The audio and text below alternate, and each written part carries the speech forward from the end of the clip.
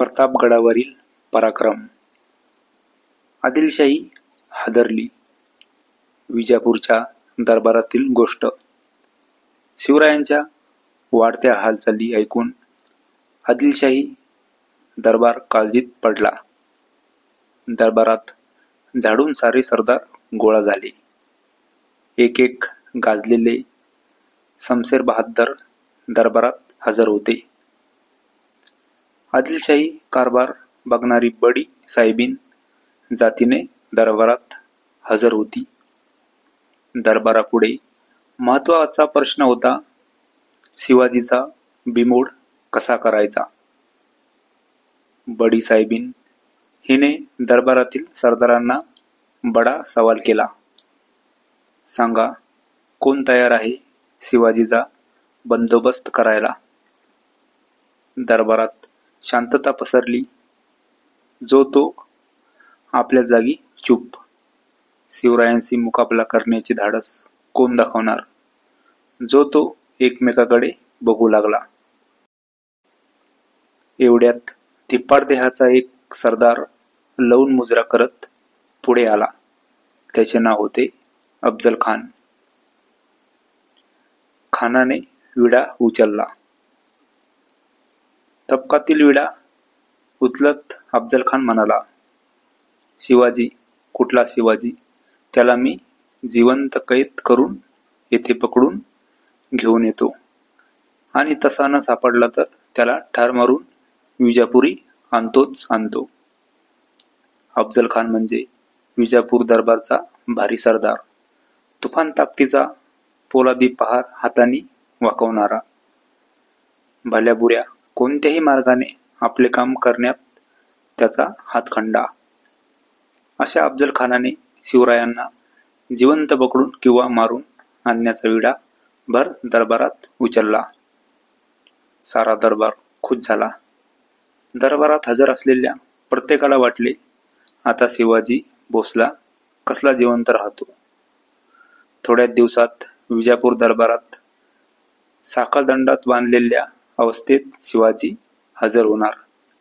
नाहीतर त्याचे मुंडके तरी दरबारात सादर होणार. अफजल खान मोठ्या ऐटीने थाटामाटाने विजापुरातून बाहेर पडला. त्याने आपल्याबरोबर प्रचंड फौज व लढाईचे सामान घेतले. यापूर्वी अफजल खान 12 वर्ष वाईचा सुभेदार होता. त्यामुळे त्याला त्या मुलखाची चांगली माहिती होती. मोठ्या घमेंडीने तो महाराष्ट्राची वाट चालू लागला. स्वराज्यावरील संकट. शिवराय त्यावेळी राजगडावर होते. त्यांना अफजल खान चालून येत आहे ही बातमी कळली. स्वराज्यावर मोठे संकट आले हे त्यांनी ओळखले. पण ते डगमगले नाही. त्यांनी विचार केला, खान कपटी, त्याची फौज मोठी, आपले राज्य लहान, आपले सैन्य लहान. उघड्या मैदानावर काही खानापुढे आपला निभाव लागणार नाही. त्याच्याशी युक्तीने सामना दिला पाहिजे, असे शिवरायांनी ठरवले. ते जिजामातेशी सल्लामसलत करून तसेच त्यांचा आशीर्वाद घेऊन राजगडावरून निघाले आणि त्यांनी प्रतापगडाकडे कूच केले.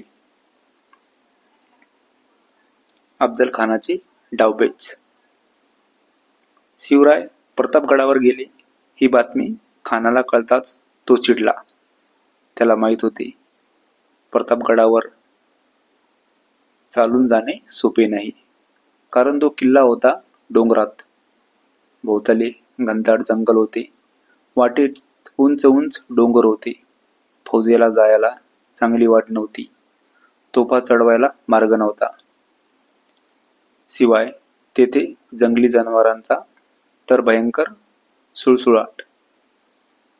शिवरायांनी प्रतापगडावरून उतरून खाली यावे म्हणून खानाने डावपेच खेळण्यात सुरुवात केली. तुळजापूर, पंढरपूर या देवस्थानांना उपद्रव्य दिला. रयतेचा खूप छळ केला. हे ऐकून तरी शिवराय प्रतापगड सोडतील व बाहेर येतील असा खानाचा डाव होता. शिवरायांनी खानाचा डाव ओळखला. त्यांनी प्रतापगड सोडलाच नाही. तेव्हा खानाने दुसरा डाव टाकला. प्रेमळपणाचे सोंग घेऊन त्याने शिवरायांना निरोप पाठवला. तुम्ही माझ्या मुलासारखे मला भेटायला या. आमचे किल्ले परत द्या. तुम्हाला मी आदिलशहाकडून सरदारकी देववितो. सेरास सव्वासेर. खान आपल्याशी कपटी डाव खेळतो आहे हे शिवरायांनी झटकन ओळखले. ते सावधगिरीने वागत होते. त्यांनी खानाला प्रतापगडाखाली खेचून आणण्याचा निर्धार केला. त्यांनी खानाला निरोप पाठवला. खानसाहेब, मी तुमचे किल्ले घेतले. मी अपराधी आहे. मला क्षमा करा. आपणच प्रतापगडाखाली भेटायला यावे. मला तिकडे येण्याची भीती वाटते. शिवरायांचा निरोप ऐकून अफजल खान हसला. वा, बहुत खुश. आपली दाढी कुरवाळत तो म्हणाला. त्याला वाटले, या अफजल खानापुढे शिवाजीची काय बिशाद. हा डरपोक माझ्याशी कसली लढाई खेळतो. आपणच जावे आणि भेटीत त्याला चिरडून टाकावे. बस. खान शिवरायांना प्रताप